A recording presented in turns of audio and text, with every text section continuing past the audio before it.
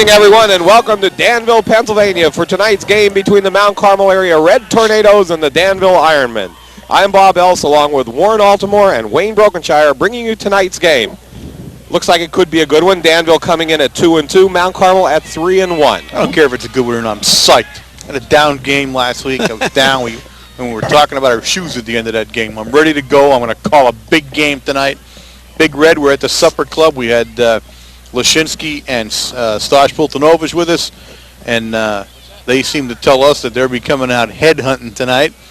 I think nobody that's wearing red and white right now feels good about what happened last week. They're embarrassed.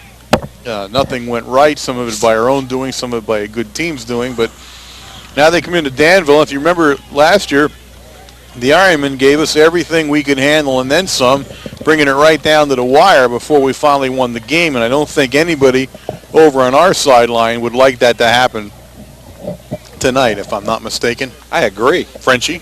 Well, even on this side where we're at. We're over here in the condemned area as normal. I do love this part of it. Yes, but I'll tell you what, visually looking at Danville, they definitely do not have the size of anybody that we've played this year so far. A little bit of a midget team. Yes, it does. I did not want to say that, but... well, I did. Okay. Mark Van Sickle kicks off a short kick taken by John Leshinski. Brings it up to about the 49-yard line of Danville. First down and 10, Big Red. And it looked like they kicked away from our speedsters right there. You know what that was? But they kicked it to a very fast cornerback. Plus, he's running on an excellent lobster tail that he had last night. Did he? That's a good idea.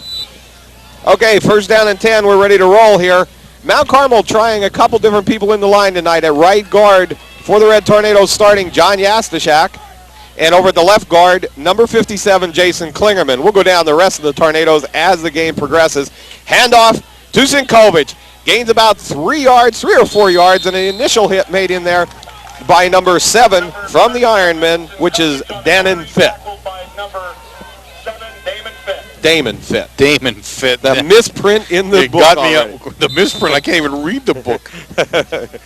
God, this is the smallest print in history. Second down and 6 yards to go for the Red Tornadoes. Dave Baxey at right tackle. And at left tackle, number 77, Mike Parkansky.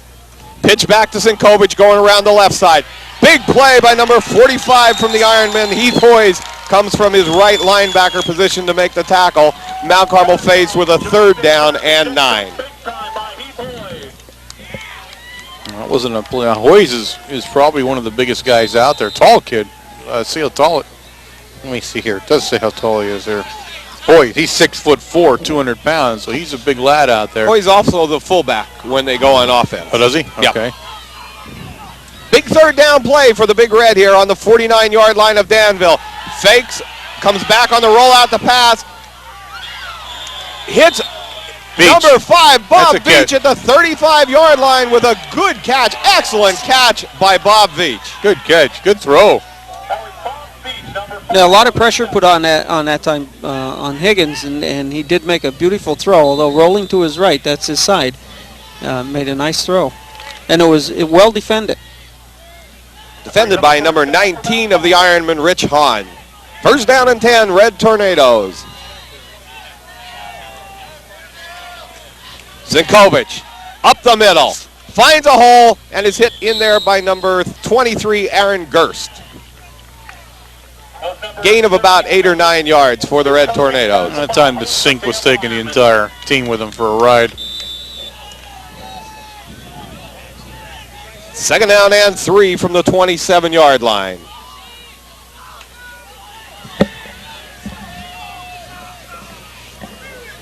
This is probably the best view we have from any place we ever go to. You seem like you're really close to the stadium or to the field right here too, and I'm sure our camera's the same way. Trocki around the left side. Gain of about 3 or 4 for the first down to the 19-yard line. First down, Big Red, and we're on a roll. Tackle by number 56, Todd Breach. Well, we talked about it last night, and let's face it, they certainly feel they've got something to prove. They're unhappy. They had a tough week of practice, not a punishing week, but a tough week where a lot of people were told that maybe they weren't doing what they were supposed to do in that Shamokin area game, and we went over the basics, the fundamentals, and now you're going to see what comes of it right here. Higgins the Sheptalk, gain of about 4 or 5 yards for the fullback down to the 15-yard line. One nice thing Coach Williams did say at the pep rally today, though, his opening statement was we don't want to dwell on it. We want to bring it up a little bit. But what happened was from the top down, he said, starting with myself down to the youngest freshman on the team, we had a rough game. There were breaks didn't go for us, but we're forgetting about that game, and we're coming out. We're going to beat Danville. And that was nice to hear from Coach Williams. 2nd down and 6 for the Red Tornadoes. Higgins, straight drop back. Looks over in the corner of the end zone for Joel Gonzalo. Just over his reaches at about the 1-yard line. 2nd down, 3rd down, and 6.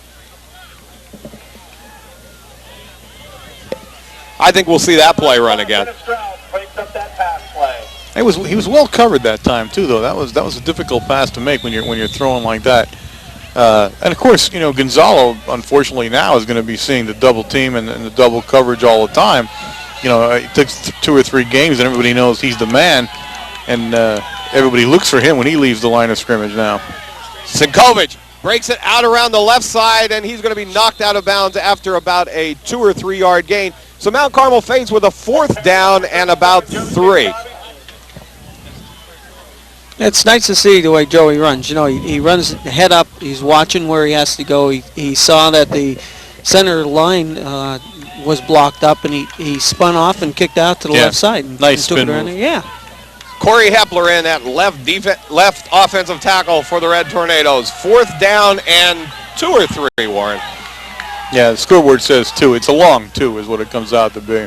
Higgins. Trocki off the right, Sinkovich off the right side, down to about the 5-yard line. Good for a first down. Yeah, he got the first down. Nice play that time. And again, you're seeing... It was Trocki. We picked Jeff. up the wrong number on that one, and it looked like... I said Trocki right from the beginning, so Trocki picks up the first down. But you're seeing here that you didn't see last week is line search. Oh, definitely. We're moving off the line of scrimmage where we weren't budging from the line of scrimmage last week. Higgins sets the Tornadoes on the 5. Handoff Sinkovich. Spins out around to his left and is down at about the 5-yard line for no gain. You're gonna probably see an action pass here because they brought 4 linebackers up right behind the line looking for the run, and you're gonna see Joel hitting the corner of the end zone. I had talked to Coach Babinski, Wayne, and he did say they play a lot of 4-4 defense. Yeah.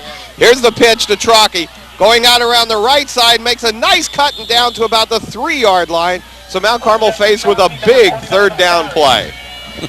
Nice play there was the sink man who pancaked somebody on his way through in the lead block. Always good to see him moving around on the field. Him and Sheptalk. Yeah, Sheptalk's another one, yeah. You see Sheptalk coming at you, you got to be shaking. Yeah. They just like going around knocking the wind out of people. It just makes their day. Joel Gonzalo split to the far left for the Red Tornadoes. Higgins on the play action. Rolling to his left. Looks at Gonzalo in the corner of the end zone. Now thinking about running it in, and this one's going to be called clipping against Mount Carmel. Boy, I'll tell you what, he was in no matter whether we threw that block or not, but this one's coming back. Yeah, that's going to hurt. An illegal block on Mount Carmel. It was either illegal or a chop block, one or the other. We'll see what the official signals to us here, but that's a big 15-yard penalty against the Red Tornadoes as Higgins carried it into the end zone. Well, that's one of the things we talked about last night, too, with Coach Williams was, and I had mentioned it several times during the season, and I thought last week was glaring, were the penalties. Now not particularly this penalty, but the offside penalty, the illegal motion penalties, those kind of penalties. Discipline. That were killing us. And when you're up against a good team, like we went against with Shamokin area, they did kill you. You can't be 1st and 15, 2nd and 15. It can't work that way. Now this is a tough penalty because, goodness, you're down on the 3-yard line, and now you're back out to the 25-yard line. So that's a big penalty in itself. But that's one of the things we need to clean up is we've got to quit having penalties like that because you're just tough to win. It's tough enough to win to start off with, but then have to overcome yourself as you go through the game. Mount Carmel will face with a 3rd down and goal to go from the 24, and that's what we're talking about. 24 yards on the goal to go. What play is that? What play is in the book for that one? Oh, it's coming out. Watch this. This one right here is going to be in the book. I'm pulling the book out here for you to look. All right. See, I think maybe it's number 5 or number 7 right here. 7. Okay. Go with 7. Now that you and I know the play, we're going to see. Higgins sets the Red Tornadoes. I don't even know the play when they're running it most of the time. 6:45 left in the first quarter from Danville. Higgins back to pass.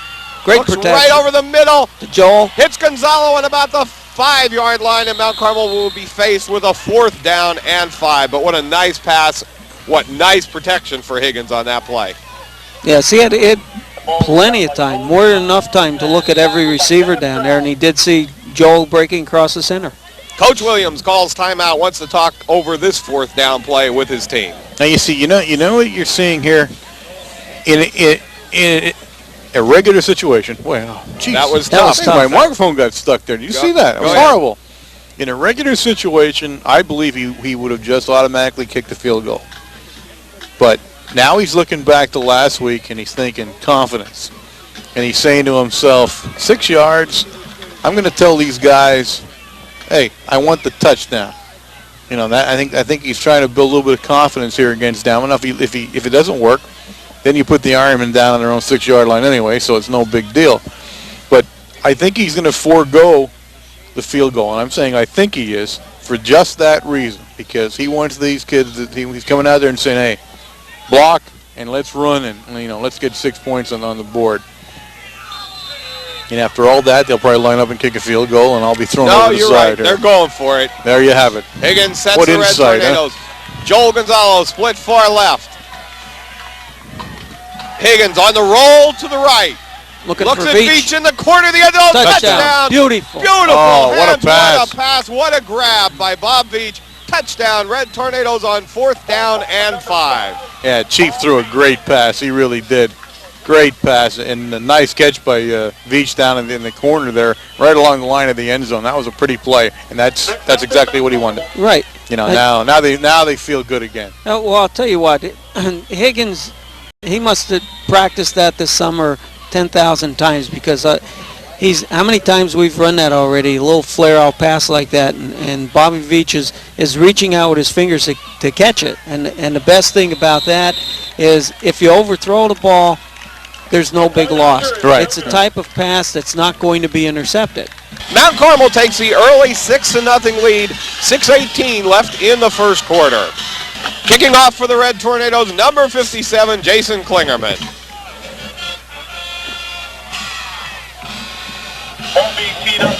I think Mount Carmel needed that first score desperately, and as you said, Warren, that's why Whitey went after it. He wanted the touchdown. Absolutely. I think that was the whole gist of what we were doing. Then we drove down. He wasn't walking away without a touchdown.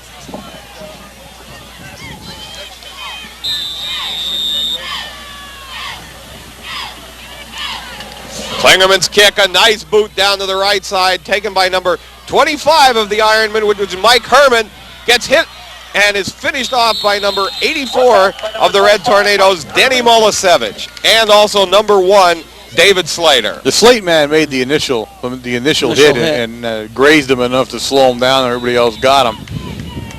The Slate man's a true missile on the kickoffs. I love watching him come down there. Well, last week he showed it. That the one kickoff we had, he was knocked down. He actually got up and made the tackle. Right, yeah. So. In the backfield for the Ironmen, number 45, Heath Hoyes, and number 23, Aaron Gerst. This one's a Hoyes on the draw play up the middle, and as he was being blocked, down on the bottom of the pile, number 44, Sean Sheptock made a nice one-arm tackle. 2nd down and 3 for the Ironmen.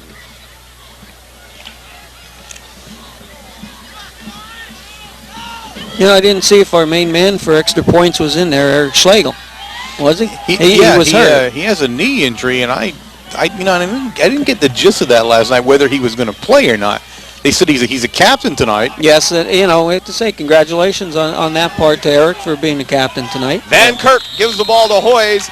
Brought down by number 1, Dave Slater, also number 57, Jason Klingerman, and number 44, Sean Sheptock. Close to the first down for the Ironmen. I didn't notice, but now he is standing over there, and he is in full gear and all, so we need to watch that next time to be sure, because we talked about him being the captain, and that's fabulous, and he deserves it. He earned it.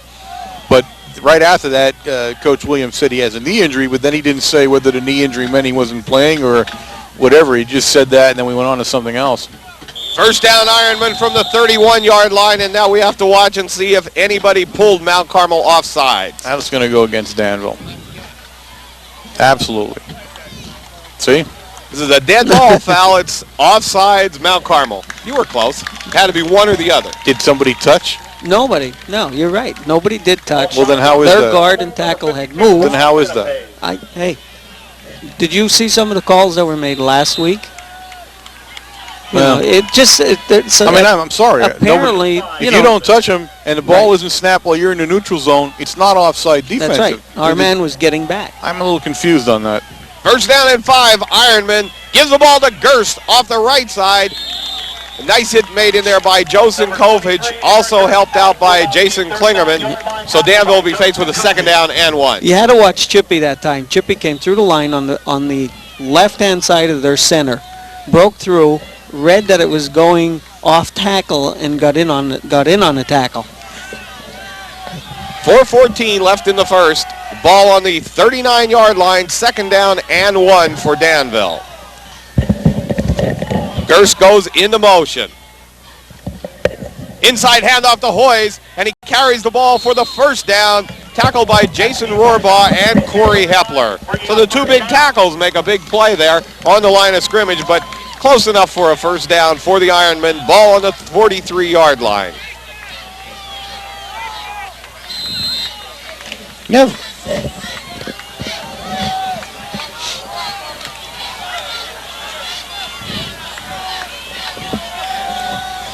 Klingerman out of the Red Tornado lineup. Scott Grady in to replace him at nose.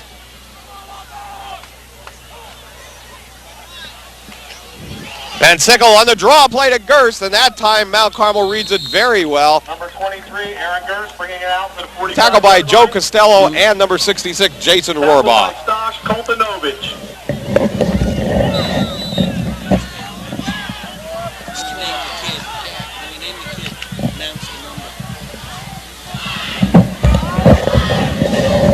Second down and 7.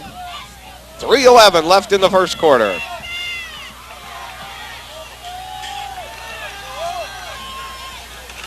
Van Sickle back to pass. Big rush from Klingerman. Tries the screen pass, but nobody there to catch the ball. Gerst had gotten tied up in his own people, but what a great rush from Klingerman. Gap attack. The gap attack was definitely enforced, but what you saw there was whether or not the gap attack tackled him, Costello stayed home. And, I mean, you weren't going to complete the pass. He was standing right there. He was watching the whole play, and he never budged, so you can't have a screen when the end doesn't come in like that, and he stayed exactly where you want. For the Big Red defense. Gerst goes in motion to the right. Van Sickle back to pass. Little flare pass, but boy, he ran into the Sean Sheptock. He ran into the brick wall. Sean Sheptock there to make the stop, and fourth down for Danville, a punting situation. You get a guy killed doing that. You know that could be attempted murder when you do that. If you remember last night when Coach Williams was talking, he did state how number 41 Joe Costello and 45 Stash Poltanovich have matured over the last couple games, and they are staying home. They're doing what they have to do. They're not chasing after the play. High snap. Pretty good kick going in the direction of Trocki. Trocki takes it on the 31-yard line, breaks it up the right side, and is tackled on the 41-yard line. Flags on the play. I didn't see that. I don't know what their flag is for there. I didn't see anything really. That was a gutsy catch right there. My goodness, the guy was like a foot from him when he caught the ball. Face mask called against the Ironmen, so this one will be 15 more yards for the Big Red.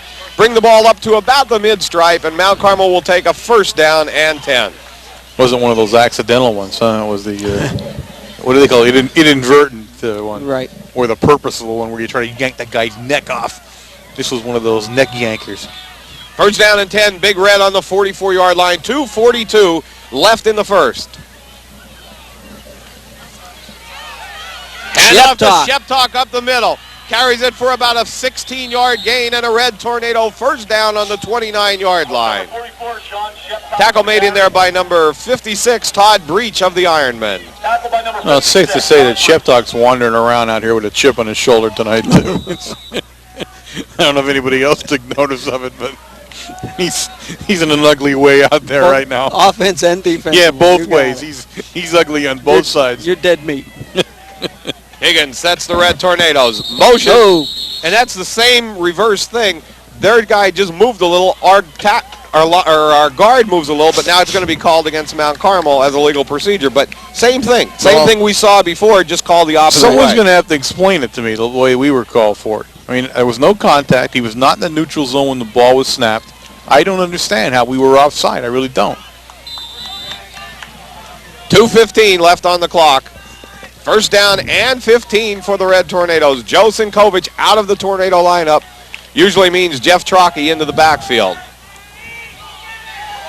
We go with the lone setback and the trips left for the Red Tornadoes. Slater in the slot position that time. Higgins back to pass. Ooh. Big rush on Higgins. Nice move by Mike, but he's tackled on about the 49-yard line. This one's going to be a big loss for the Red Tornadoes of 15 yards. So Mount Carmel will be faced with a second down and about 25. Were we trying to screen there or what? No, they flooded. They had 5 guys going down for that one. Everybody was downfield on that one.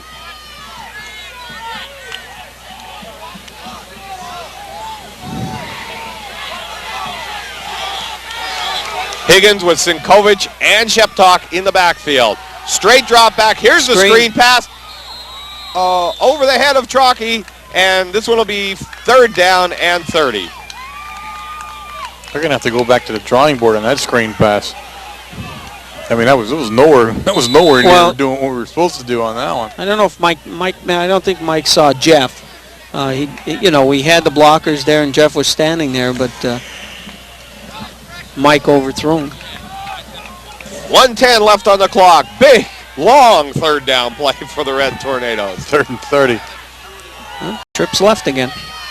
Higgins, straight drop back. Good blocking this time on the line of scrimmage. Look at Dave. On Quirk's one to Slater. Oh, just broken up.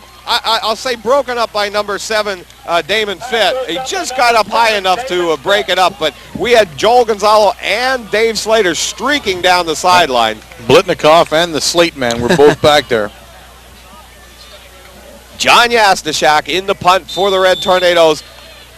Danville goes with a lone receiver, number 25, which is Mike Herman. Yesty kicks it off the right side of his foot. Good bounce down to about the 19-yard line and goes out of bounds. First down and 10, Ironmen from the 19. So one good thing, Mount Carmel keeping Danville tied up in their own end. Campbell first and 10 on their own 18. Here's number 78 now. You're talking about maybe a little bit smaller, but 78 out here, Need or whatever. He's 255 pounds, that guy. He looks it, too. A couple of big guys floating around out there.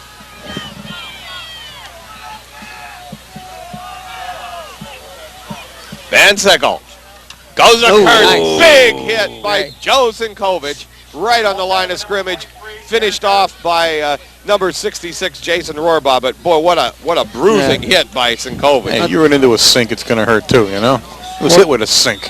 You know, Joey was there. They had talked about this the other day also. He was back three yards in the line so he can read. And that was a trap play in the center. He read the trap right and filled the hole and came right in on top of the runner. Second down and 9, 24 seconds left in the first quarter. Big Red in the lead, 6-0. Van Sickle gives the ball to Gerst, breaks it around the right side, finds some running room for the first down, and tackled by Joe Sinkovich at the 34-yard line. First down and 10, Ironmen. It was a tough run that time because Klingerman had him dead to rights. The gap attack got him in the backfield, and he got away from him. Now they're sort of trying to get Chippy. Chippy's limping out there, and they're trying to get him off. That's the end of the first quarter. The score, the Red Tornadoes 6, the Ironmen 0. Danville back, first down and 10, start of the second quarter.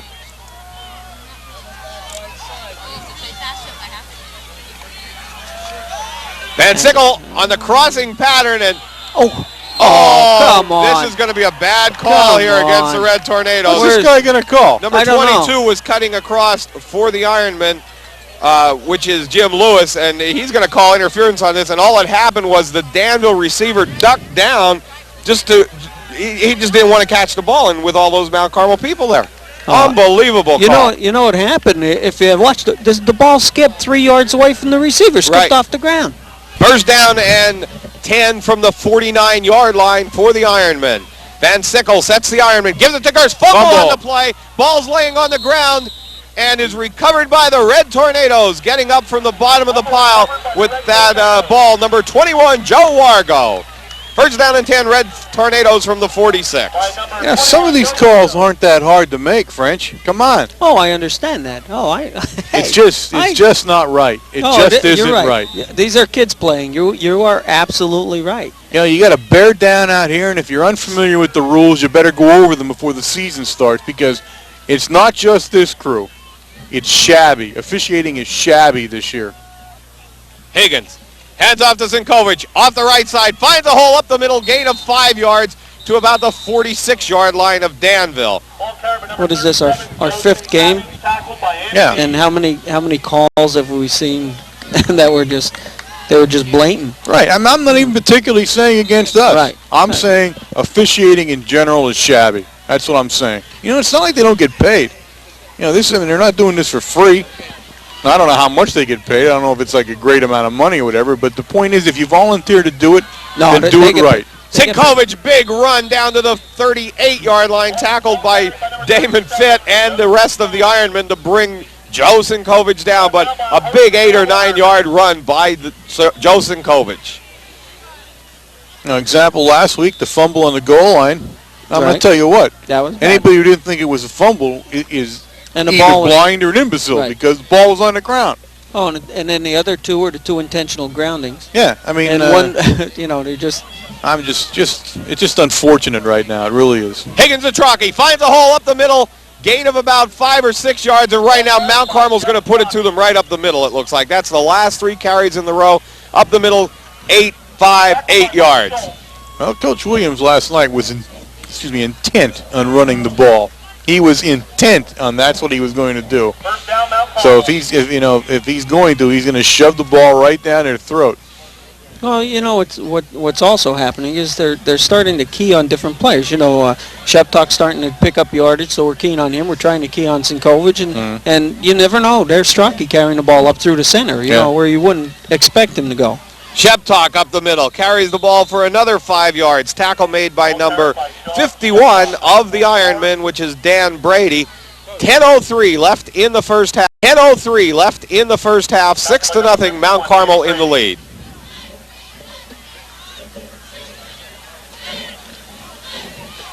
Sheptock and Wargo go out of the Red Tornado lineup. Veach and Trocki come in.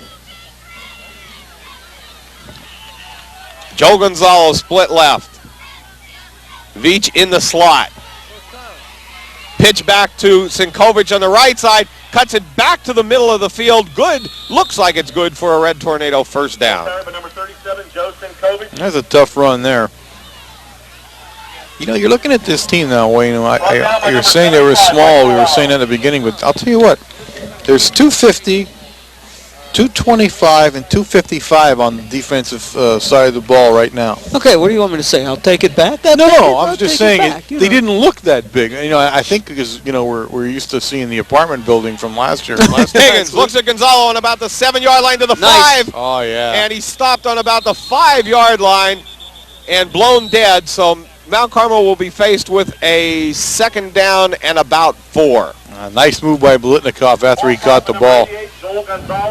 I'll tell you what, Joel, he just has some great moves. Once he catches the ball, his head is now turning, looking all over the field, looking either for blockers or defenders and seeing which way to go. He got those moves from his dad. Did he really? Oh, absolutely. His dad taught him those. He told me. Sinkovich breaks it back up the middle to about the 3-yard line. Ball carried by number 37, Joe Sinkovich. Tackled by Aaron Gerst. 3rd down and about 2. They can get a first down on about the 3-yard line. Looks like 3rd down and about maybe 1. Right. They just moved the yard marker for me over there, Wayne. He probably heard you. I don't know what he was doing. He was standing there. Well, if you look at the scoreboard, it's 1st and 3 to go. Well, now they're coming in for a measurement. So they've been adjusting over there. They're having a little trouble with the sticks over there. So now we'll come in and get a true measurement. See where the Red Tornadoes have to go, whether it's 3rd down or 1st down. 1st and goal to go from the 2-yard line for the Red Tornadoes.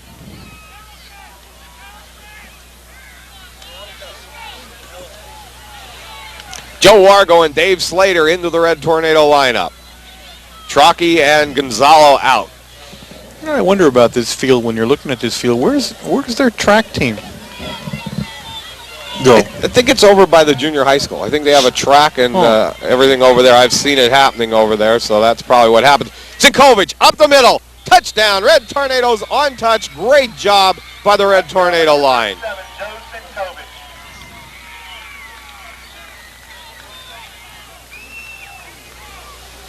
We may be going for the 2 here. I'm not sure. Mount Carmel 12, Danville nothing. Yeah, it looks that way. We're going to go for 2 here instead of the extra point.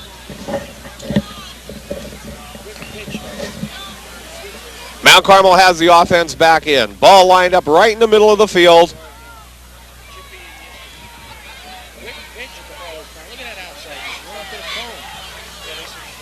Higgins rolls to his right. Looks at Sinkovich.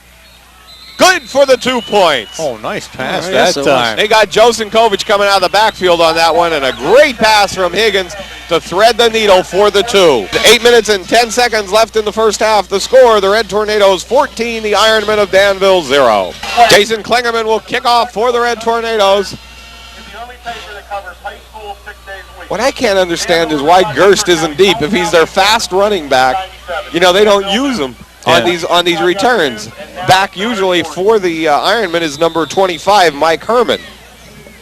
But that's not for us to decide. This one's going in the direction of Herman. He's going to take it on about the 8-yard line, breaks it up the right side of the field, and is stuck in there by John Leshinski. And then a bunch of Red Tornadoes finish him off, but a good hit by Leshinski. Dave Slater was in there, 41 Joe Costello. Tell you what, Leshinski's earning that lobster. Yes, he is. He's coming out breathing fire tonight. To put a little more on it, that was a clip against the Ironmen, so this one's going to go back half the distance of the goal from about the 21-yard line, so they're going to have the ball about on the 11. Now they're going to have it about on the 9 after that ref got done with it. So 1st down and 10 for the Ironmen from their own 9-yard line. And Mount Carmel really able to keep the Ironmen in their own end this whole first half. Yeah, they haven't been able to leave the shadow of their goalpost. How's that for a cliche, huh? That was good. Ooh, doggy. Ooh, doggy. Motion man for the Ironmen. Van Sickle looking it over. Drops back, looking to pass. Going to throw the fly pattern. Covered nicely. Ooh. Covered nicely by Montgomery. Yeah. But also almost a great catch by number 82, which is Scott Fedorovich. Geez, he must be from over our way. Yeah, that's the first one I came up that way. Let me get a Fedorovich over here in have Danville. no He's idea. going to have connections over in the coal region somewhere with a name like that. Nice play, though, really was. You can't cover it any better than it was. It was just a perfect pass. And it just, 2 inches past it is all it was. As it came out toward us, I thought Scott had an interception on it. Ooh. A lot of movement on that play. Now, most likely on the offense, Warren. Well, see, they had a man in motion to start off with. Now, I don't know if he was what drew everybody off or what was going on there. See, that's against us. Nope, they're going to call this one against us again. See, I thought the man in motion fooled us that time. Okay, is and what I pulled our thought. people Yeah, I off. thought that's what was happening there. 2nd down and 5 for the Ironmen. 7:38 left in the first half. They have the ball right about on the 13-yard line.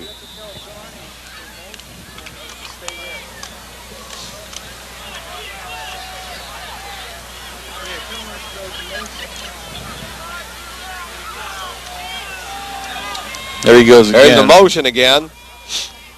Van Kirk, number 1, on the draw play to Hoyes. Tackle there by Jason Klingerman, right on the bottom of the pile. Klingerman grabbed him. Helped by Stosh Puldanovich, also number 44, Sean Sheptock.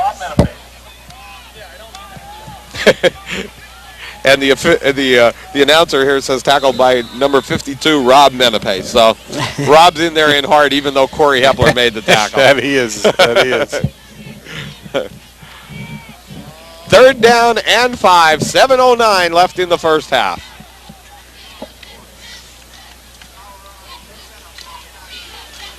Van Kirk's back to pass again. Being chased in there by Joe Costello. He's going to run him down from behind. Oh, man. Good Nice play by Joe Costello. He ran him out of the backfield and then chased him down. Cassidy went at him that time, He has didn't he? speed, doesn't he? My goodness. He turned on the burners. All right. 4th down and 3 yards to go. The punting team comes in for the Ironmen. Number 84 will go back to punt, which is Aaron Shulsky. Let's see, he got that speed from his dad, too. Did he really? Oh, yeah. Absolutely. Number 84, Aaron Schultz will punt for Danville. I thought it was being an aminal from his dad. Yeah, that, too. Maybe more so that. I would believe. Snaps back. Good snap this time. Shulsky with a nice kick coming over to the right side of the field and out of bounds on about the 40-yard line. 1st down and 10. 1st down and 10, Red Tornadoes. The best part of that play was at the end there. Yeah, Did you see what it was? Number 10 of Danville, Alan Wetzel, wanted to take on Bobby Veach, but Jeff Trocki wouldn't let him do it. Well, see, Trocki was just in the vicinity, and he heard words, and he thought, hey, somebody's got words. I better be in the middle of this quick. No, he just didn't want Veach to get hurt. And He made you know, sure the funny part about it is he was walking away, and Jeff walked up and gave Yeah. him, you know. 1st down and 10, Red Tornadoes, 6:09 left in the first half. Higgins back to pass. Looks at Gonzalo on a fly pattern down to the corner of the end zone. Oh! In and out of his hands on about the 2. Wow, was that close? My goodness. Good pass. Nice pass. I'll That tell really you what, was. Higgins is on tonight. I mean, he Yeah, he is doing some nice rollout, and he's sighting everybody. He's looking for everybody to throw the ball to, and they're right there. You know, it's not like you know, we're well defended, and boy, I'll tell you what, he's putting some stuff on the ball to get it in there. Bolitnikov's over there looking at his hands, saying, "What is there a hole here? What happened here?" 2nd down and 10. Flags on the play. Higgins takes the ball, tucks it away, runs it down to the 25, to the 20, out of bounds on the 15-yard line. That'll This come one's back. normally a hold. Yeah, that has to come Yeah. back the way it was thrown. Absolutely. And it was right away. Number 23, Aaron Higgins. And it's coming back.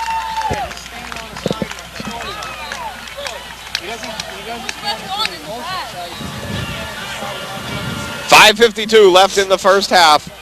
This one's going to be a big one, too, coming back against the Red Tornadoes, and again, giving them that down and very long again. Yeah. I'll tell you what, that's one element that Higgins brings in also, you know, with his arm, but the speed. When, you know, he gets trapped back there, he has the mobility, you know, to pick up the first down and run with that ball.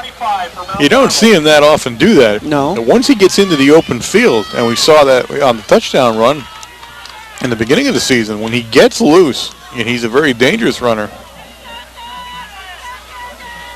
Now some speed into the Tornadoes. You have Trocki, you have Veach, Gonzalo. The big guy, Sheptock in the backfield. Looks like it's the quick pass to Gonzalo. Hitch and pitch to Veach. This one can go for a long way. And goodness. down to about the 30-yard line. Good play on that one. 22, Brett Veach. What a play. And we saw how exciting he can be last week when he ran the kickoff back for a touchdown. But, you know, and how many times have we said that now since we began? That play we thought was always going to be set up to that side for that exact play, the hitch and pitch, and there it was. And Gonzalo, you know, ran it perfectly, brought it down quick and then threw it. 3rd down and 1 for the Red Tornadoes, and we're going to have them an offsides against Mount Carmel.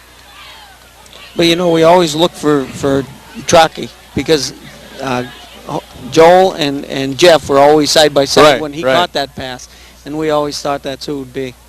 You know what the nice thing is, though? Right there, Dave Baxley jumped offside. And I don't usually say who did it. Dave Baxley did it. Got taken out just for one play here. Coach Connolly tapped him on the helmet, talking to him a little bit, and you watch, he'll be right back in. You know, that's the way this team operates, and they're trying to keep everybody going that way. Oh, Joe Sinkovich with the play, and he slipped right there. So this one will be a punting situation for the Big Red. So really, a couple times the Red had an opportunity to put one in there. Yeah.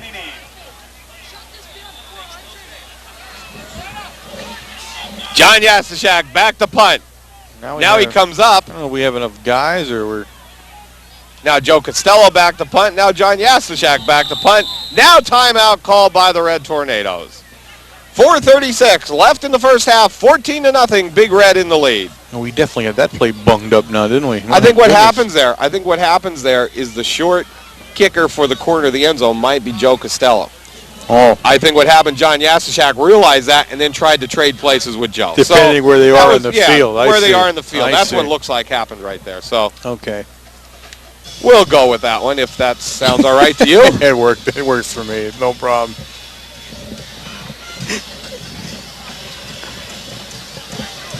And looking across here, this is one of those fields where it's like a 2-mile run for the stats at halftime, too. I'm getting older, you know. I don't know if you guys noticed it or not. No, I haven't. I can't even see the other side of the field from here. Nothing tops Pottsville. No, that's the all-time beauty, the Pottsville Stadium, man. Especially where we're located, up in the boonies. I have to leave like at 5 o'clock in the afternoon to get the stats for the halftime. Okay, Yastashak back to punt. Now deep for the Ironman, number 23, Aaron Gerst. Snaps back, kicks up. It's a boomer, and hits in the end zone, and this one will come out to the 20-yard line. So Danville will take over first down and 10 on the 20, 4:29 left in the first half. They're on the 20 is probably the best field position they've I was had. just going to say that. I don't think they've been past their own 40.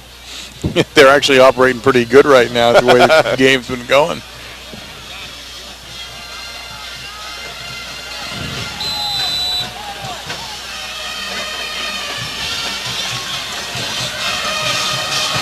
Danville out with number 82 from the Ironmen, Scott Fedorowicz, split far right.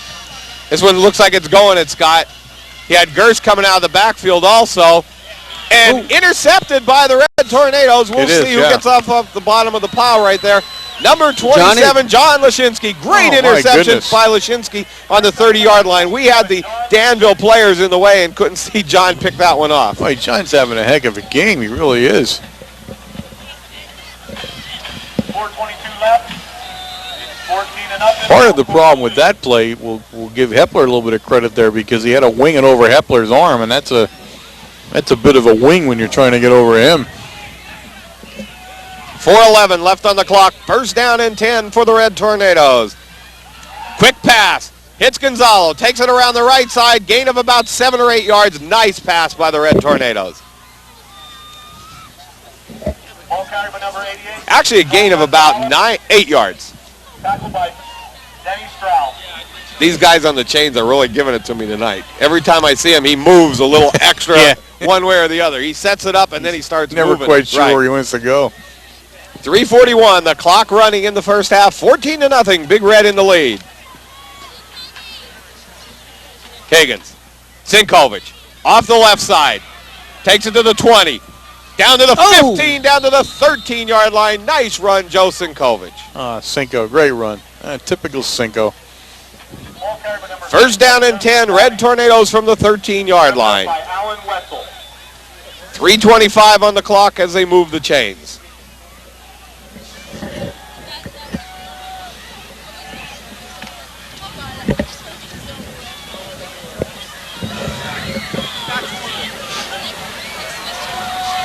Higgins with Joel Gonzalo split right. Jeff Trocki to the left. Option play. Taken by Sinkovich around the right side. Finds some running room down to about the 2-yard line. Close to the touchdown for the Red Tornadoes. Real close to a first down. I haven't seen that play much this year. That was run fairly well that time. I think they're trying to take advantage of the fact that the Ironmen are bunching the middle up here right now. You don't see them spread much out, and the ends are pinching a lot. I think they're trying to take advantage of getting around the end a little bit there. First down and goal to go from the 2-yard line. Higgins to Sinkovich. Down to about the 1-inch line.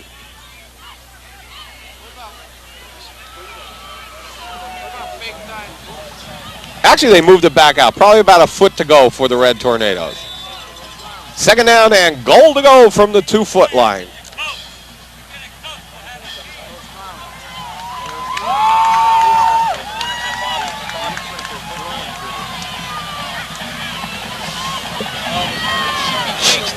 Tight set for the Red Tornadoes. This one's going to Sinkovich up the middle again. Touchdown, Red Tornadoes. Ooh, and a scuffle. Yeah. Ooh, flag. Well, what happened there was they really took Sinkovich on. At the end of the play, a lot of people dragging everybody out of there. Klingerman being drug out. The gap attack was drug out by one of the refs. But we do have flags on the play. For safety's sake, you don't want the gap attack loose in a melee, let's face it. That's correct. Okay. I mean, let's face it. For that matter, you don't want Trocki loose in a melee either. No, you don't. That one was a touchdown. You guys talking about Eric Schlegel. He is in. All right. Then that clears it up. The knee injury. He's playing injured as the captain tonight, ladies and gentlemen. There's the man, number 64. He calls the ball out here. Timeout called by the Red Tornadoes.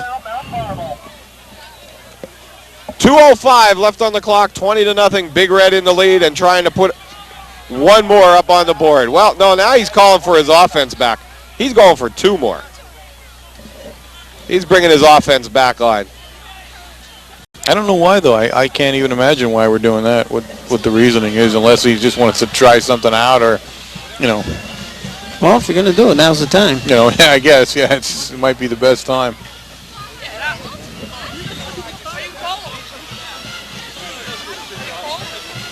I mean, usually you don't want to show the 2-point conversion plays, though, unless you need them. You know what I mean? It's usually kind of a secret thing. You try to avoid that. Well, right now, Coach Williams talking to his offense, and it does look like he's going to go for the 2. Got Joe Wargo, Jeff Trocki, and number 44. This is a power play. This looks like it's going to go power left or right.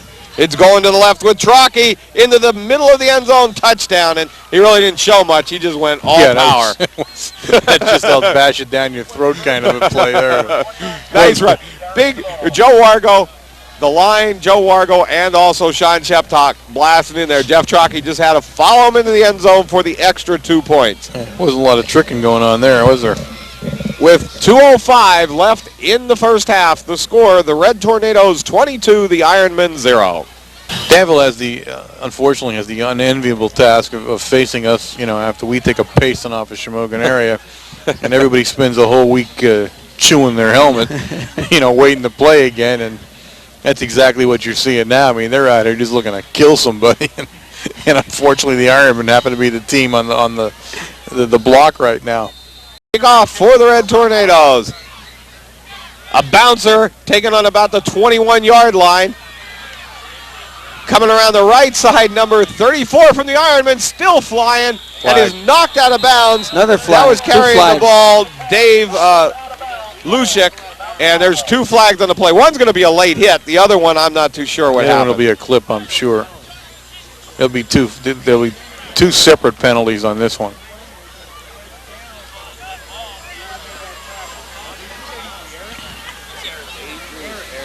One of them will be unsportsmanlike. Yeah, holding on them, so. Joe Costello is out in the center. Okay, go ahead, boy. No, I'm done. Okay. We got a guy hurt out here. That's Joe Costello bent over at the 40-yard line. I wasn't too positive what happened. He grabbed his stomach and went right down.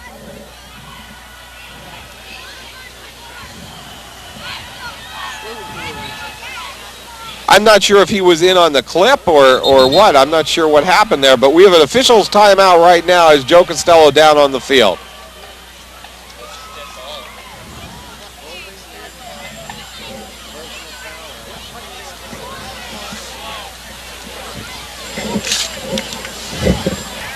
Number 1, Van Kirk sets the Danville Ironmen. We got trips left. Yeah, they have that hidden play where Durst stays way back and is going to come out of that. So Danville looks like they're going to come out throwing. But they hand off to Hoy. And this one's read real great by the Red Tornado defense. That's Sheptalk there. Also Joe Sinkovich. Also Corey Hepler. And number 57, Jason Klingerman. So good play by the defense. Like you're not going to see that guy standing over there, behind the split man. Yeah. You know what I mean? Let's be real. I was completely fooled. Were you? Absolutely. Well, that's not hard to do. I know that. Timeout called by the Ironmen. And, boy, this has been the longest minute and 45 seconds. We're at a minute 28 right now.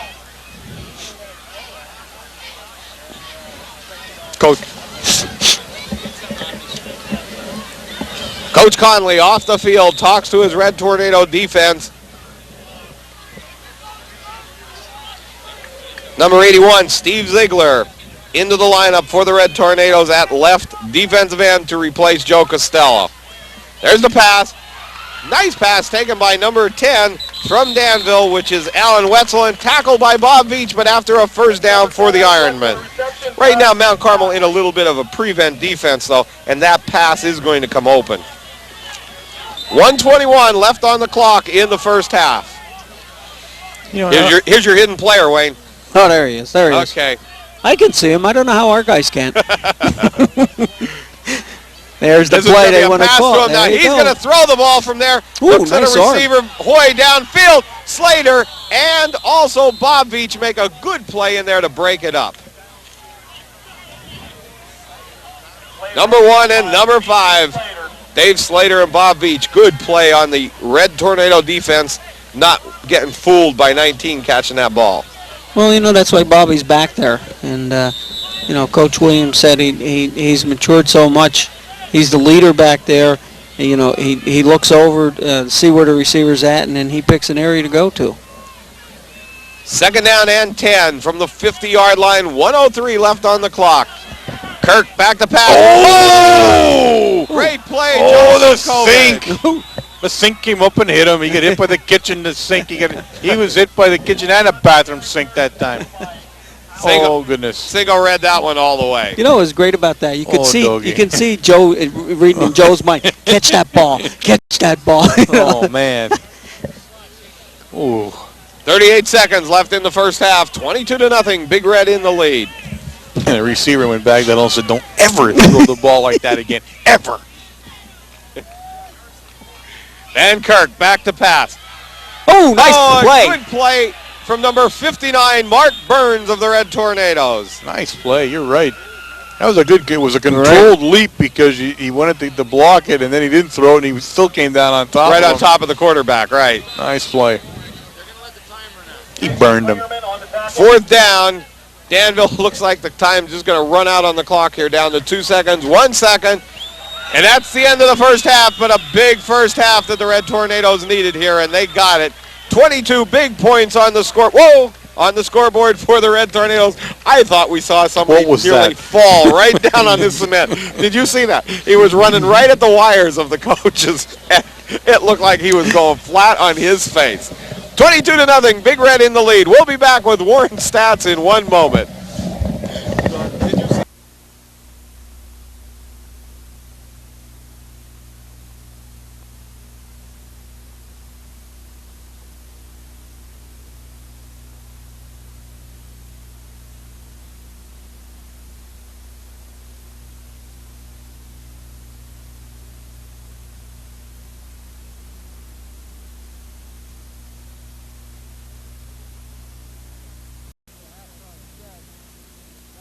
Okay, gang, we're here for the halftime stats. Mount Carmel area in the rushing department rushed the ball 23 times for a total of 100 yards. Passing, they were 6 out of 10 for 79 yards. Big Red had 10 first downs. Individually, Sinkovich ran the ball 15 times for 63 yards. Trocki, 4 for 27 yards. And Sheptalk, 3 for 25 yards. In the reception department, somewhat complicated this time around, Gonzalo will show 4 receptions for 40 yards. Bobby Veach, 2 receptions for 20 yards. And Brett Veach will show no receptions for 19 yards. The reason for that is the pass to Gonzalo. Gonzalo gets the yardage in the original pass. And then Brett then gets the rest of the yardage to where he was tackled at, which came out to 19, but he does not get credit for the reception. So that's somewhat of a quirk in the stats. Danville area, on the other hand, they rushed the ball 12 times for a total of only 31 yards. Passing, they were 2 of 8 for 16 yards. They have 5 first downs, and that's pretty much indicative of the way the entire first half went. Mount Carmel area dominating the stats right across the board.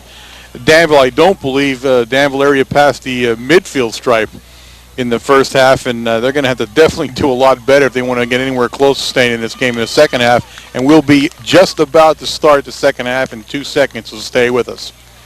Jason Klingerman kicking off for the Red Tornadoes. Oh, a big boomer this time. Takes Herman back to about the 10-yard line, brings it up to the 20, to the 25, finds a hole, takes it down the sideline. Brett Veach is there to stop him at about the 45-yard line, but I guess that's why number 25, Herman, is in the back there. That's it. Veach, of course, did it. He was the safety valve and played it perfectly. That's exactly what he was left there to do. He was holding back, waiting to see if he broke free, and he made the tackle. That's what the safety valve does. See, I would write the stats down a little different than what you just gave.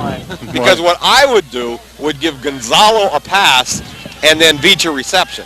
That's the little bit of change I would make. I'll have a little story to tell you when we get done this play here. The Jose story. They're always dandies. Motion for the Ironmen. This one's going to Gerst, and he gains about 1 or 2 yards, but nice play made in there by number 20. Well, yeah, but you know what? The initial hit was John Leshinski. They had him coming up from quarterback, and then 45 Stoch Puldanovich in there, and also Sean Sheptok.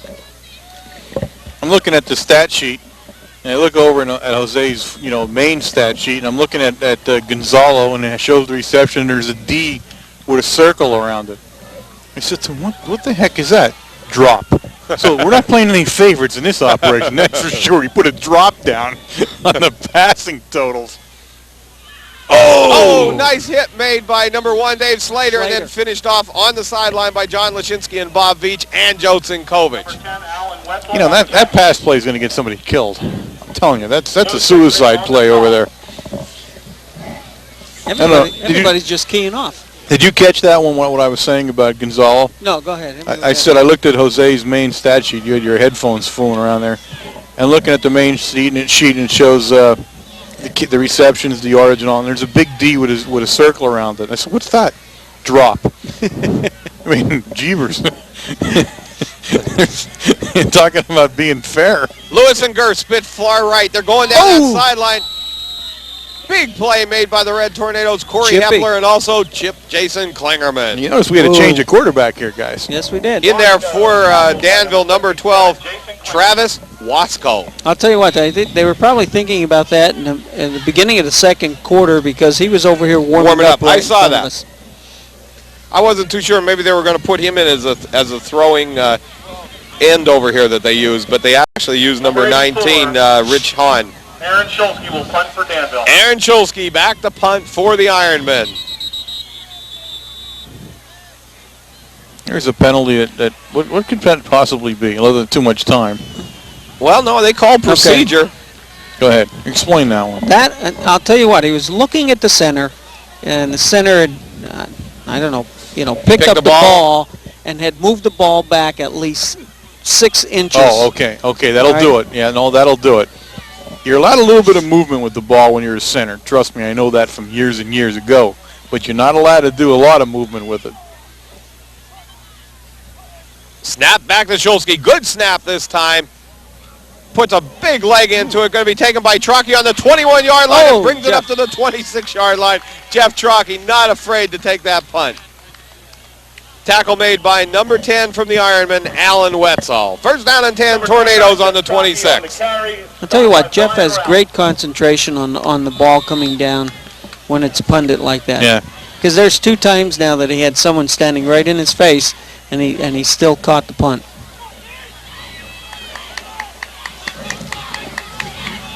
Tornadoes come out with Joel Gonzalo split to the left. Puts Jeff Trocki in motion, pitch back to 29. Jeff Trocki brings it around the right side, finds a little bit of running room, gains about 2 or 3 yards. Tackled over there by number 10 from the Ironman, Alan Wetzel.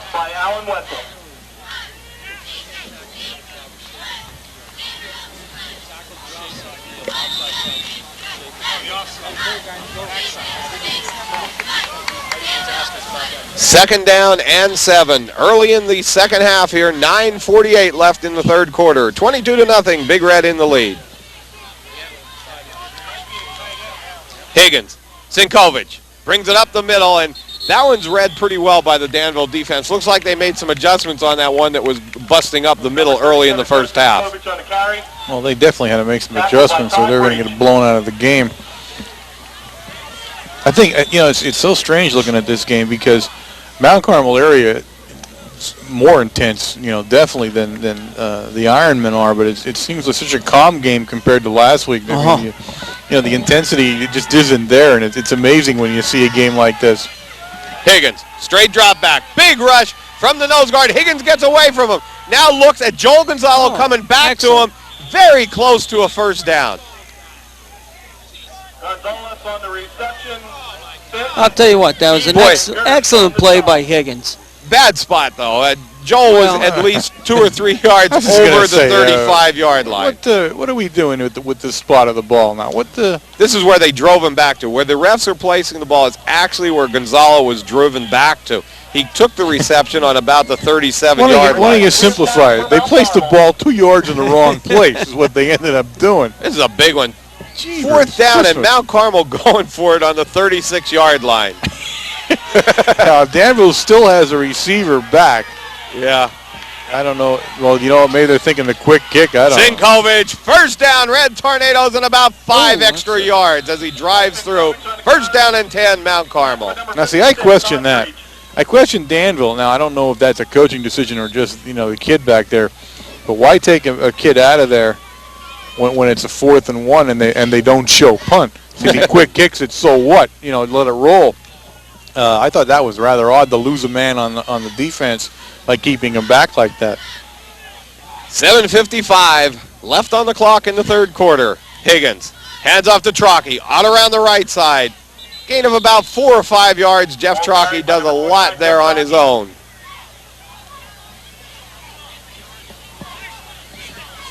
Second down and 6. Tackled by Hoyes and Schultz. Frenchie, what are you back in Somalia for a minute? Did you have you had a flashback there? Yeah, I did. Phew, Doggy. Phew. You get those every so often. I guess you do. I guess every time you get sand in your shorts, you pretty much get a flashback. In my shorts? Yeah, you got it. That's what I would think. Higgins, hands off. Sheptalk? Looked like a trap play going to start out there, but blocked up nice by Danville. Sheptalk with the ball carrier, number 44, getting up off the bottom of the pile for the Ironman, number 56, Todd Breach. Third down and 5. I'll say one thing for us. We seem to be intent on running up the middle right here. I mean, it just seems to be where we want to go. You know what's nice, though? Here he can try some things. If he's trying the quick traps, if he's trying to go up the middle, he wants to see what's happening and can work on his running game. Higgins back to pass, looks at Veach at the 41-yard line, knocked out of bounds on about the 35-yard line by number 10, Alan Wetzel, but nice throw and catch by the Higgins to Veach combination.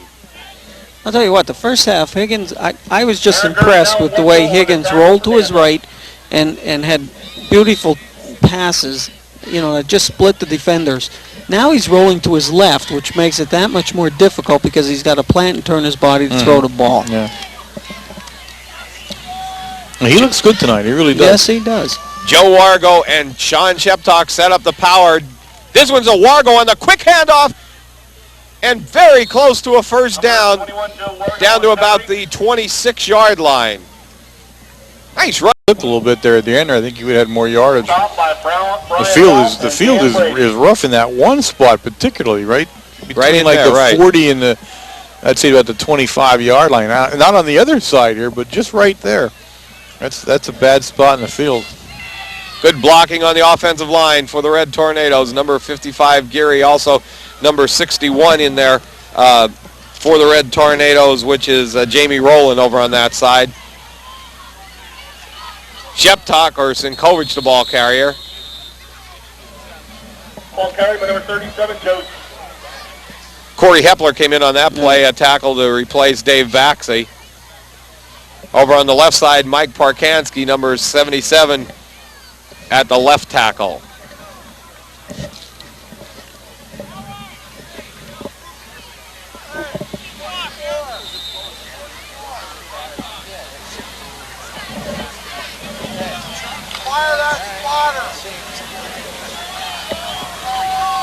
Wargo and Sheptalk in the power with Joe Sinkovich at the tailback. This one's going pitch to Wargo out around the right side.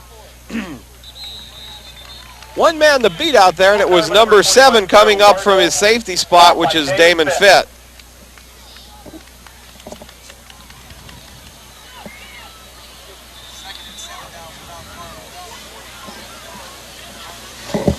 Second down and 7, the ball on the 23-yard line. 4:40 left in the third quarter. Mount Carmel area 22, Danville area 0.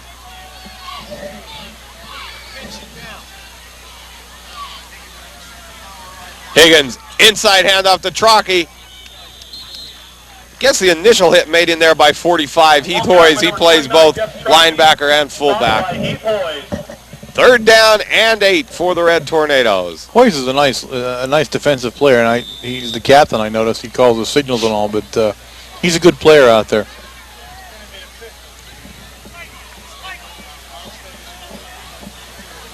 Third down and 9. Coach Williams calls in a play to Mike Higgins.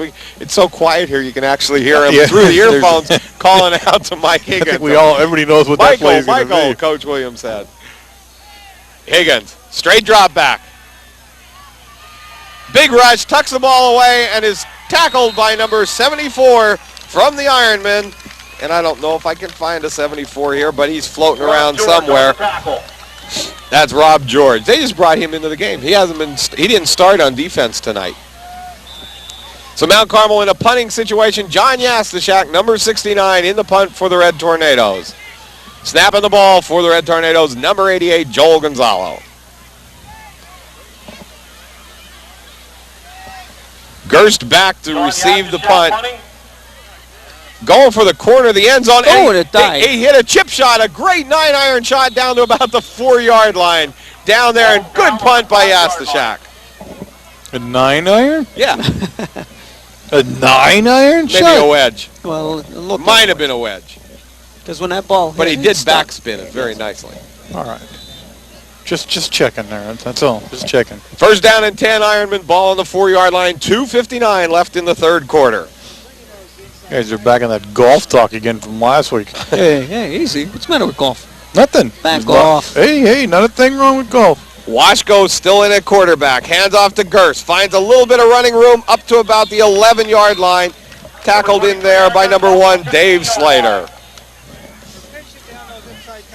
Dave Slater on the stop. It's probably the biggest gain for Gerst all night right there.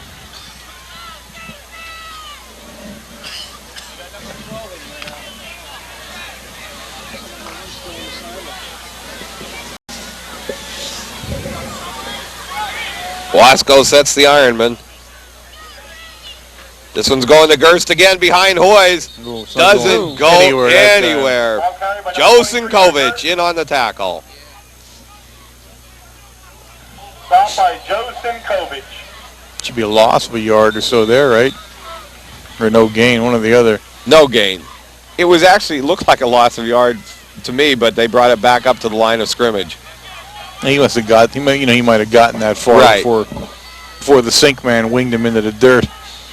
Wasco in a passing situation for the Ironmen. He's going to roll. Looks. Picked up. Oh, John Leshinski. John was there. He actually had it in his hands, and then a nice defensive play made by Alan Wetzel to knock it out of Leshinski's hands. That's exactly what he did. He went from offense to defense in a split second when he knew the ball wasn't going to be to him.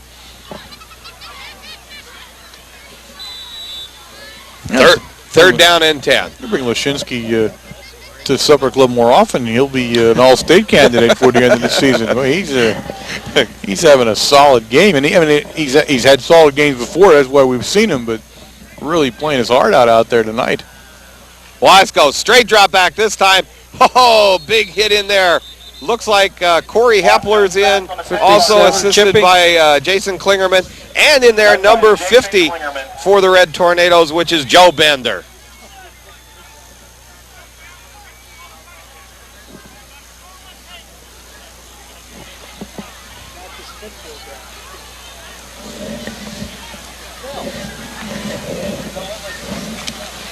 Ball will be punted by number 84, Aaron Shulsky.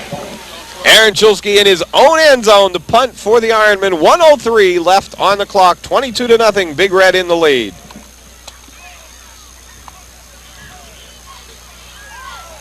Snaps back a little bit low this time. Big rush by Joe Costello. Oh, baby. And There it goes. we're going to have rushing the punter, or roughing the punter on this one. I mean, truthfully, I don't know how he didn't get the ball. Sort of went under. I think he went under his arm. Unbelievable. Sinkovich carries it back up for 3 yards, but this one's coming against the Red Tornadoes, and the Ironmen will take over the ball again. He was all over the punter. I just don't know how he missed it. I think that's why Joe made such a hard rush too, though, because I think he thought he had it. Oh, absolutely. He's probably wondering how the ball got off too, because you never would have thought it did. And once you commit like that, if you don't touch the ball, it's an automatic penalty because you've nailed the kicker.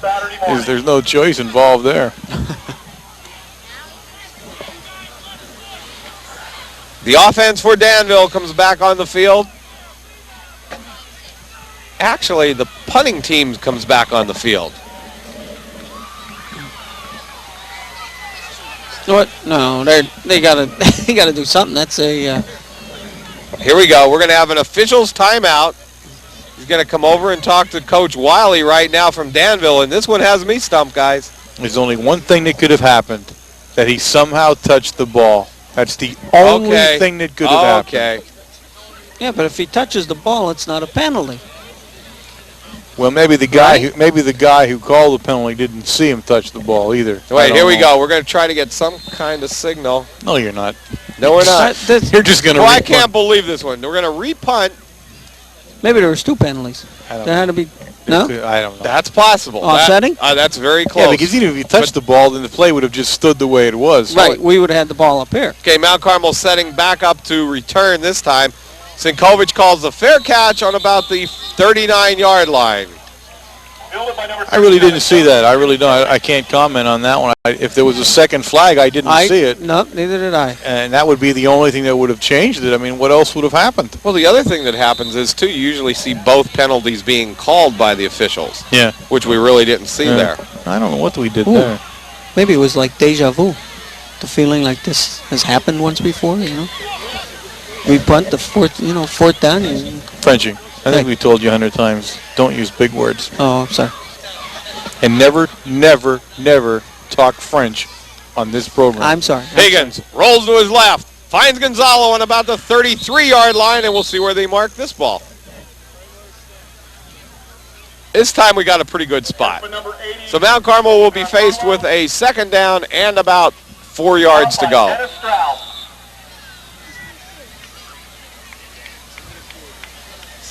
That comes back from the French Foreign Legion. Well, that's true. You just, it's in you. You can't get out of it. I was going to confuse you and say Vujade, which would be the feeling that this never happened before. I had that feeling most of my life. Oh, I know that. That it never happened. Okay. At the beginning of the fourth quarter, the score, Mount Carmel area 22, Danville Ironmen 0.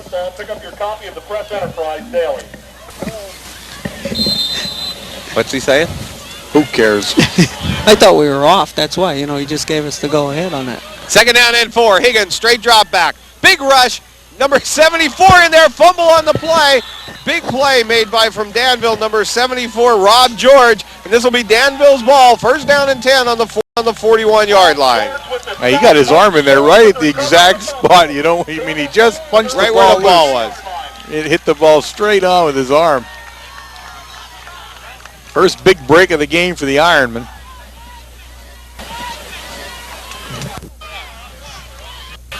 Second best field position of the night for the Ironmen. I think they made it over the 50 once. Did they? I think. Yes. On that pass play right near the end of the half. Washko back to pass. Over the head of Scott Montgomery. Thrown to number 83 from Danville, which is Jason Wetzel. No, it wasn't thrown to him. I guarantee it wasn't thrown to number 83. He didn't even see it. No, he never turned around. The only problem was, gentlemen, he was the only guy there. Well, so we have to use a number. All right, we'll use him, but he was it's only a coincidence that the ball and him were in the same spot there. Thrown to Coach Williams on the sideline? Thrown to Twisty, the I don't mascot? know. It was thrown somewhere there. Wasco sets up 2nd down and 10, 11:25 left in the 4th quarter. Big rush by Klingerman. They have the draw play to Geis coming up for about a 4 or 5 yard gain. Tackle made in there by Sean Sheptock. Joe Sinkovich on the stop.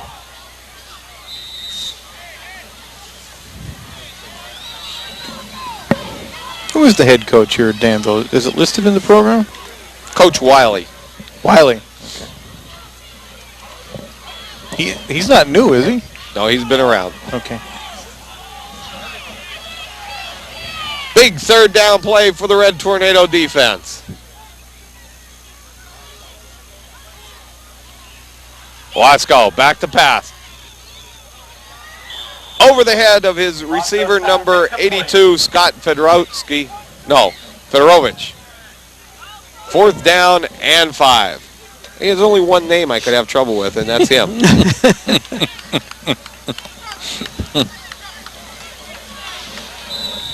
Aaron Shulsky in the punt for the Ironmen. Joe Sinkovich and Jeff Trocki, 37 and 29 deep for the Red Tornadoes. Punt for the Ironmen.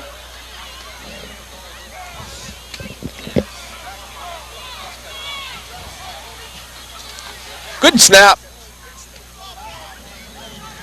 Sailing kick to Sinkovich. Breaks it out around the left side. They set the wall up. Got a good block. Still on his feet. Yep. And he goes to about the 47-yard line, knocked out of bounds. My goodness. What a nice run. That was a setup to the left side. You know, he had to run it to the left side, and he took it over there. And there was actually 2 or 3 excellent blocks thrown to bring him up to where he ran the ball. That was a nice play all around there. 10-19 left in the game, 22-0. Big Red in the lead.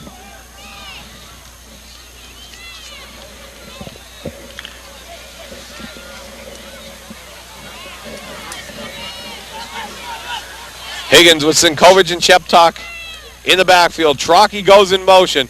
Inside handoff to Trocki. A burst of speed. Still spinning, and a 1st down on the 41-yard line. And did you see Jeff Trocki hit that hole? My goodness. Great hole made by the Mount Carmel Red Tornado line, but Trocki filled it fast and gained 11 yards. 1st down and 10. See, he used the Trocki part of that was the speed. But then when he got halfway through, he changed it into Sinkovich and smashed the guy over. And then took another 10 yards before he went down.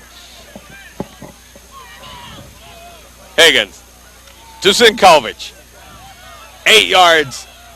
Still going. Still going down to All about right. the 21-yard line. 1st down and 10, Red Tornadoes.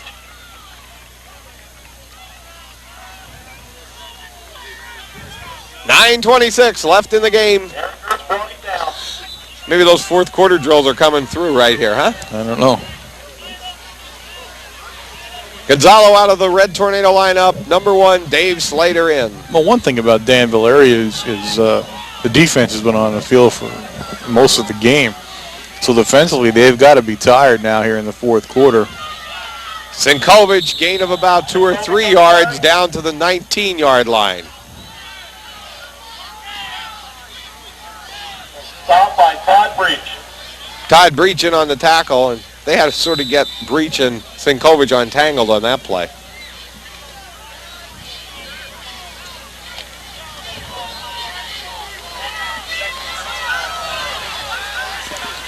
Trocki, Wargo, and Sheptock in the Red Tornado backfield. Power left. And a good string out by the Danville Ironmen. It's almost like they knew that play was coming. Right. That was well defensed all the way around.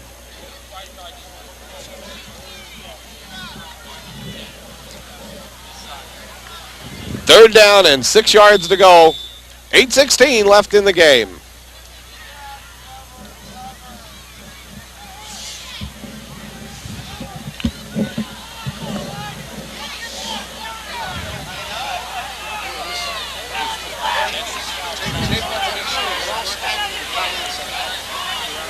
Higgins moves Joe Wargo. They set up power right. And they're coming that way with Sinkovich. Oh, God. Finds a hole, breaks it to the left side. Good for a first down on about the 6 or 7 yard line. Stop by Aaron Gerd. Tell you what, you have to give the line some credit. Oh, there. You know, what's great about a game like this, and he's hitting the center of the line, it's giving, you know, we are a young team in the line, and it's giving them, you know, some great experience on blocking and everything else. I think that was the goal tonight, from what I gathered from Supper Right. Club last night. That was the goal of what we were trying to do. That he was, you know, he was going to run the middle come hell or high water tonight, and that was going to be it. Sinkovich trying to break it out around the right side. Tackled in there by number 45 from Danville, Heath Hoyes. Stop by Todd Bree. That was a loss of about 3 yards on that play. Ryan Geary out of the Tornado lineup at center. That puts Joe Bender in, number 50. Geary did something to his ankle or his knee on a previous play, and they just took him out right now.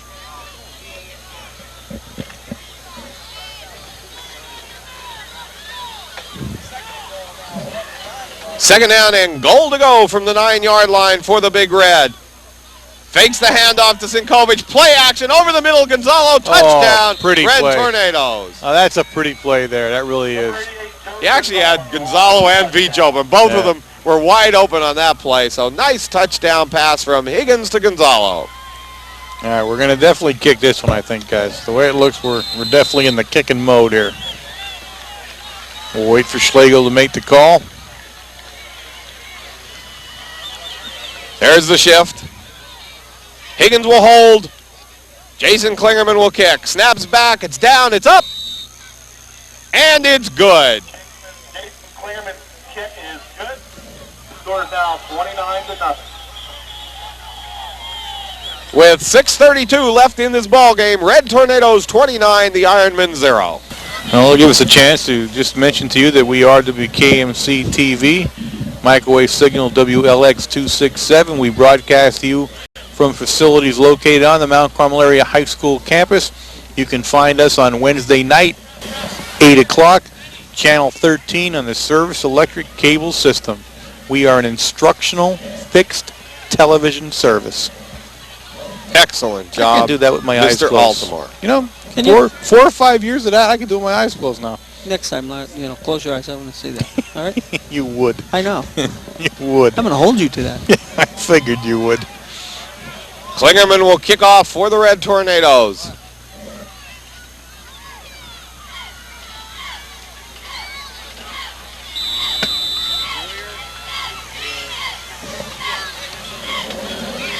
Jason put his foot into that one, taken by Herman on the 15-yard line. Going to try to bring it up the sideline again.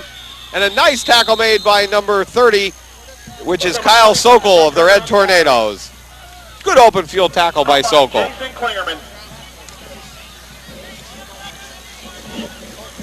I also have a chance to talk a second about the Supper Club and clear up what I think is a misunderstanding out in the real world out there. There are people who are under the impression that if you haven't belonged to the club that you need to pay up the past weeks and all.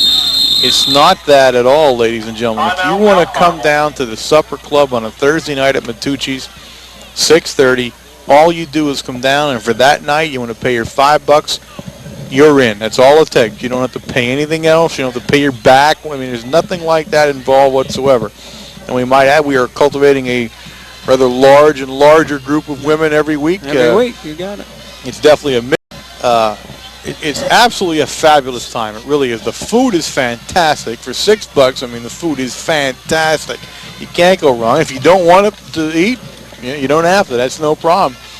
But Coach Williams, and every week he brings a couple of coaches with him. Of course, you have the players who come to the game or come to the supper. Absolutely a fabulous time, and you're really missing out on a great time and a great way to become involved in Mount Carmel area football if you're not coming down there. So next week, take $5 and come on down. Washko going to throw the ball, looking at Gerst out in the middle. Tackled by Aaron Chicatano. Good play by Chicatano, Aaron. saving a touchdown. Finished off there by number 30, Kyle Sokol, but good tackle by Chicatano. Yeah, he was the touchdown saver on that one. try to pick up some of the numbers coming into the Tornado lineup right now. For Mount Carmel, number 48, Randy Troutman. Also number 83, Eric Higgins at defensive end. Number 71 also in there for the Red Tornadoes, which is Bill Anderson. So Mount Carmel now getting a lot of people into the game. Number 73 now coming in, Dave Sawicki. Now Dave Sawicki going back out. First down and 10, Ironmen. He just went out to check things out. Okay. That's all it was. He'll be back out later on. And 76, Mike Boyer. Mike Boyer in there.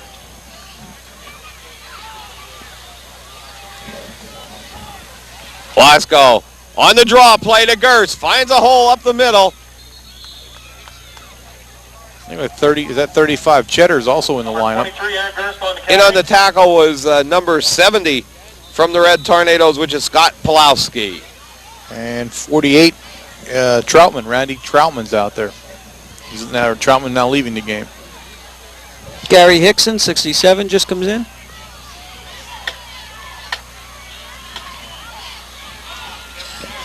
.520 left in the ball game. Wasco going to throw. Big rush by the Red Tornadoes, and Hickson brings them down. Nice play by Hickson, but a lot of pressure that time by a couple of other guys. 76, I believe, was one of them in there. That would be Boyer. And Ziegler, 81. And Ziegler were providing the pressure, and they chased him to step up in the pocket. He stepped right into Hickson's arms, and that was the end of him. Hickson has some large arms out there. Yes, he does. 29-0, Big Red in the lead. Wasco sets up, moves Gerst in motion. Inside handoff to Herman. Finds some running room, carries it to the 5-10-yard line and down at about the 8-yard line. Mike Herman on the carry. Aaron Chicatano, number 3, getting up. Also number 81 getting up off the bottom of the pile for the Red Tornadoes, Steve Ziegler. 71 Anderson in the game. It's hard to keep up here with everybody that's moving in and out. 72, Brian Dixon. Brian Dixon in at nose guard. Spookok. Wasco. Quick drop back, quick throw. Touchdown, Danville. 4:10 left in the game, and right now Coach Williams got a lot of people into that game and helped Danville's drive going down, but that's nice to see everybody getting into play, Warren. Well, I thought I saw Jose in the defensive backfield for a second. Was I mistaken there? It looked like him. Same foot speed. Danville will go for 2.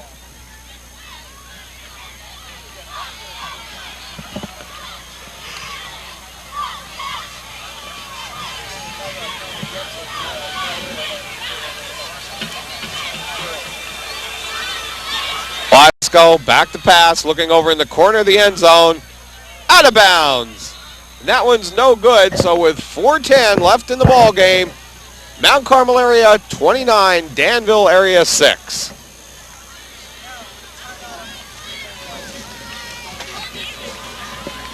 To get the inside story of tonight's game, look no further than your hometown newspaper. There's one difference tonight, and I'm concerned because the drive home, because we learned absolutely nothing about traffic safety tonight, whereas we learned everything you could possibly know about traffic safety last week at Shamokin. That is true, but you know where to pick up a newspaper. That's true, yeah. We do know that the newspaper is big time here, but I'm very, very concerned that these people do not care about traffic safety quite the same way the Shamokin area does.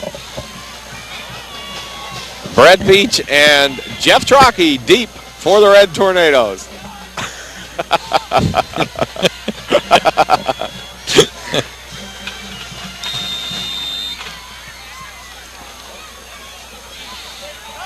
Onside kick. Nice play. Oh, it might be stolen. It looked like it was.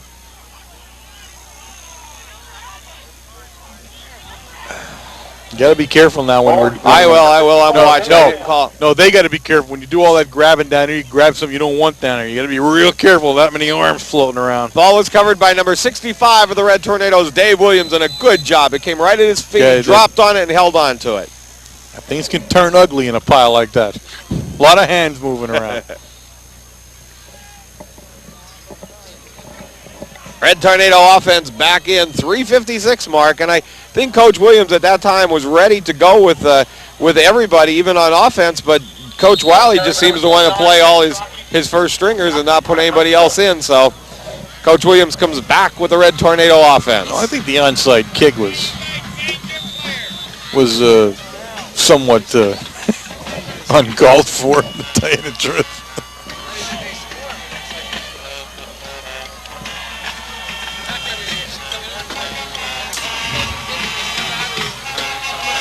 See, we just had a fan yell up, like, don't we put the second team in? Yeah, and he forgets to realize that it was his coach didn't do it. Higgins on the bootleg out around the left side, and a good play made over there by number 34 of Danville, which was Dave Lusek. I might want to mention there's a lot of white pants on the Danville sideline.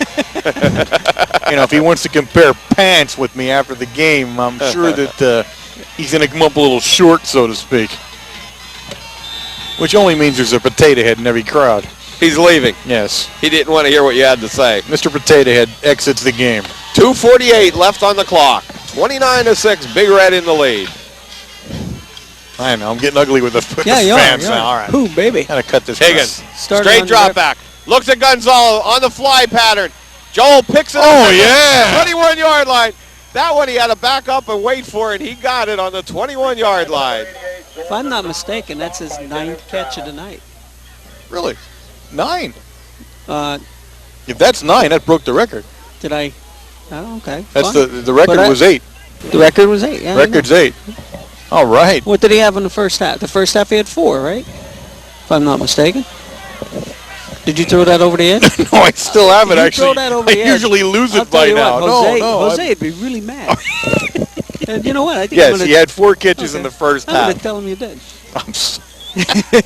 Well, usually I do wing it out by this time. 2-minute mark of the game. Handoff to Sheptok.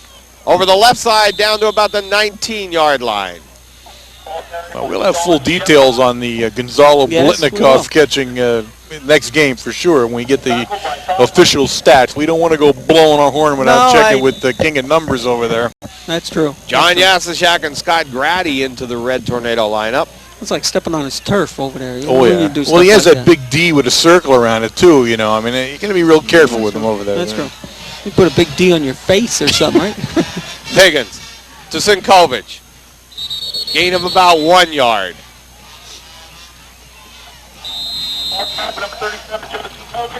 Coach Williams right now walks in a whole new team. So that's all. He's not going to pour it on. He's going to bring the rest of the Red Tornadoes offense in and run a different team I believe now. it's time now for someone to tap the Danville coach and remind him Yeah. that there are players behind him. Well, you know what? The thing of it is they put in our second team defense in that whole last series when Danville drove down absolutely. and scored, and he kept his first team in, and he's doing the same thing now. I don't see. Oh, wait, hold it. Easy now. He got 1. Stand by now. 2. There's 2. There's Two clean 2. pair of pants now. There's 3. All right. All right, now, well, you know what this was? He was shamed into it now.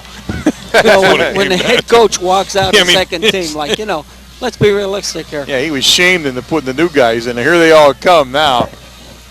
Well, I'll tell you what, we tonight's game, you really have to give credit to that offensive line, 77 Parkansky and 52 Corey Hapler, 57 Chippy Klingerman, Scott Grady, 63 was in there, Ryan Gary, 55, 69 John Yastershak, 61 Jamie Rowland, and 78 Dave Baxey. Yeah, I mean, you just have to give them credit because they came out and surged off the league. You know, they really did a job. They opened up holes and everything else. Brett Veach out around the left side, gained about 2 yards and went out of bounds. So 4th down and 1:17 left on the clock. 4th down and about 4. Veach and Wargo in the backfield for the Red Tornadoes. No, Ziegler, I'm sorry. Veach gets the ball, finds a little hole, cuts it up, looks for a touchdown. Right. All right. What a great move by the young freshman. Yeah. Touchdown, Brett Veach. He was dead to rights. He was dead to rights. 2 people had him. Breaks it loose for the score. Great play by Veach. Really was. He did that on his own. Really nice play. I guess he's got Bucci's blood in him is what it comes down to. I'm sorry to have to say it again, but the Booch man's there. Has his moves, too. I've seen Pucci move like that in the supermarket once. Did you really? Absolutely. Absolutely. Dave Slater holding. He's in dry goods. Dave Slater holding for Jason Klingerman. Snaps down, kicks up. And it's good. With 1 minute and 9 seconds left in the game, Red Tornadoes 36, the Ironmen 6. Well, I'll tell you what, it's good to see Veach there. There's a freshman, assert himself now 2 games in a row. Yeah. What a great run. I mean, he was dead to rights. 2 guys had him, and he just sprung out of there and took her right into the end zone. I think Coach Williams is probably wincing a little bit with another touchdown, but what do you mean? You can't come in and say don't play hard. That's not the way it works. So 4th down and 4, and he puts it over. But I think we've got ourselves some exciting years ahead of us with Brett coming up. I really do. He's a heck of an athlete. Klingerman will kick off for the Red Tornadoes. Jeff Walker, please meet Tim Croft. He reminds me a lot of you, Frenchie, except that he has, speed and moves. But other than that, he reminds me a lot of you. True. Big kick by Klingerman. Chases Herman back to the 6-yard line. Breaks it around the left side. He likes running left. And tackled by Klingerman. Good tackle by Jason Klingerman. Assisted by number 30, Kyle Sokol. Down by Jason Klingerman.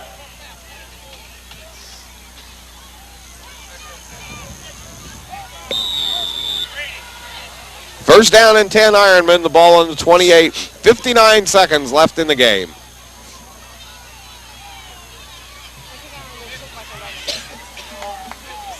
Big nose guard in there, number 72, Brian Dixon. My friend, Pukak. Yeah. I hope that's a name of endearment. No? Yes, it is. It is. At this point, he's now rolling on the floor in the living room.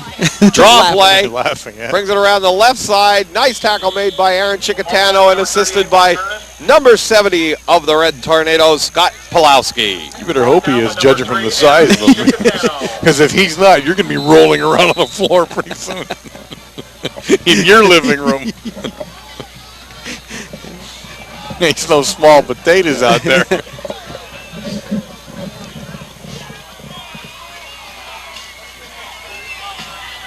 There you have it. 70 just made the fastest run of the evening. Wasco still in the ball game for Danville. Good play made by number 84 of the Red Tornadoes, Denny Molisevich. We'll still give Scott Pulowski the fastest run by a large man all evening as he tried to get off the field before the ball was snapped.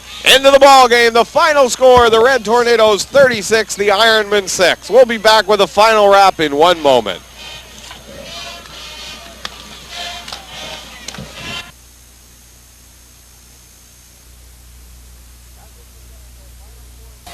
That's it from Danville. Final score 36-6. Big offensive plays by the Red Tornadoes. Lots of running. Whitey Williams got to look at his running offense and got to see a lot of that happening. Well, it's a game. It was a game more for Mount Carmel than anything. Mount Carmel area for confidence. He wanted to get these kids back on a winning track. Go back to winning again. I don't know if you learned a lot from this because Danville didn't show a lot. They weren't a team that tested you much, either offensively or defensively. So I'm not sure that you walk away saying you learned a lot or you gained a lot. What you gained here was you came off a pasting out of Shamokin area and now you're back. You're righted again.